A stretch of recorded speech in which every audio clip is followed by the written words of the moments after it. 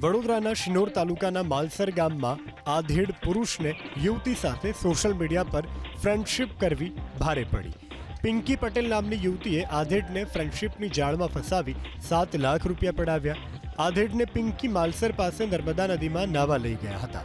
યુવતીના સાગરીતોએ આડેધડ ડ્રગ્સના કેસમાં સંડોવણીની ધમકી આપી બંનેને કારમાં બેસાડી લઈ અને 9 લાખની માગણી કરી. આધેડ ડરી જતા તેમણે 7 લાખ આપી દીધા. વડોદરાના 68 વર્ષીય કમલેશભાઈ દવેએ ફરિયાદ નોંધાવતા આખો મામલો સામે આવ્યો. ગુનામાં સંડોવાયેલા 4 પૈકી એકને પોલીસે ઝડપી લીધો. બાકીની શોધખોળ ચાલુ છે. હાર્દિક એની અંદર મેઇન ભૂમિકા એ નિભાવતો હતો. બાકી બધા લોકો જો જુદા જુદા લોકો છે, બધાની નાની મોટી મુખ્ય ભૂમિકા આની અંદર સામે આવે છે અને આ તમામ લોકોની આઈડેન્ટિફિકેશન પોલીસ દ્વારા થઈ ગઈ છે અને એમના જો છે અત્યારે બ્રેડ ક્રમ્સને અમે ટ્રેસ કરીને એમને ધરપકડ કરવાની તજવીજ હાથ ધરાવી છે.